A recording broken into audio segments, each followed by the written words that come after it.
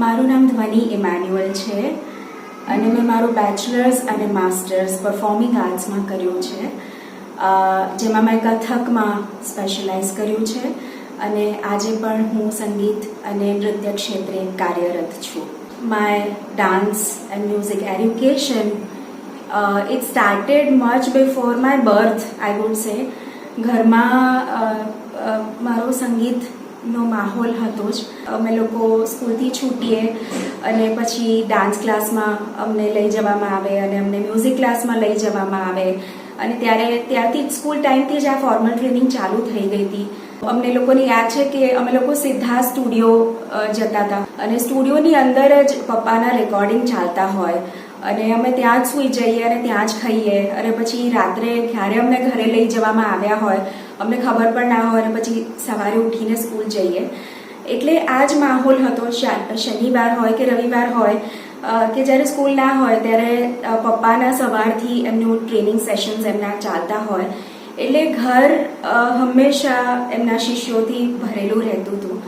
એટલે સંગીતનો અને નૃત્યનો જે સંસ્કાર છે એ ગળથુથીમાં જ મળ્યો છે. તો સ્કૂલ ડેઝમાં મને મારા મમ્મીએ ઇલાક્ષી ઠાકોર, જે મારા ગુરુ, ફર્સ્ટ ડાન્સ ગુરુ, અને એમના દીકરા ચંદન ઠાકોર, એમની પાસે મને ભરતનાટ્યમ શીખવા માટે મને મોકલી અને એમની સાથે જ હું ભરતનાટ્યમ શીખી એમની પાસે અને એમની સાથે જ એમના ટ્રુપમાં પરફોર્મ કરવા માંડી હતી. એ વખતે સ્કૂલ ટાઈમમાં મને બહુ એવું હતું કે હું સિંગર બનું, ક્લાસિકલ વોકલિસ્ટ હું બનું, અને પણ something happened and then I lost my voice. એટલે વધારે એ પછી મારું વધારે રુચિ મારી નૃત્ય તરફ વધી ગઈ અને સ્કૂલ પછી મેં કોલેજમાં પણ પરફોર્મન્સીસ કન્ટિન્યુ કર્યા. એક વખત એવો આવ્યો કે પપ્પાએ જોયું કે હવે I am getting more serious in dance. એટલે એમણે મને કહ્યું કે બેટા, તું આવી અને જો કે ડાન્સની સાથે મ્યુઝિક કઈ રીતે બને છે, તો ભવિષ્યમાં જ્યારે તારા કોઈ પ્રોડક્શન્સ હશે તો તને ખ્યાલ આવશે કે કઈ રીતે ડાન્સની સાથે મ્યુઝિક કમ્પોઝ થઈ શકે છે. તો એ કારણે એ મને એમના કદમમાં, જે મોદીની લાખિયાજીની જે ડાન્સ ઇન્સ્ટિટ્યૂટ છે, ત્યાં એક રિહર્સલ જોવા માટે મને ત્યાં લઈ ગયા અને લઈ ગયા એ પછી હું that was the first time જ્યારે હું મારા ગુરુ કુમુદિનીજીને હું મળી અને કુમીબેને ફક્ત એક જ પ્રશ્ન મને પૂછ્યો કે જો ઘરમાં નોર્થ ઇન્ડિયન ક્લાસિકલ મ્યુઝિકનો માહોલ છે તો તારે south Indian style of dance કેમ કરવો છે.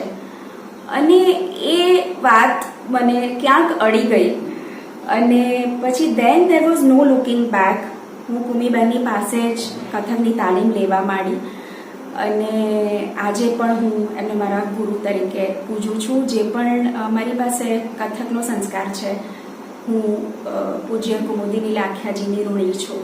કદમમાં જ્યારે જર્ની મારી ચાલુ થઈ 2006માં સૌથી પહેલો મને ગુજરાત રાજ્ય સંગીત નાટક અકાદમીનો એવોર્ડ મળ્યો, કલ કે કલાકાર, અને પછી best Gujarati glamorous female dancer, અને હમણાં રિસન્ટલી પ્રાઇડ ઓફ ઇન્ડિયાનો એવોર્ડ મળ્યો છે.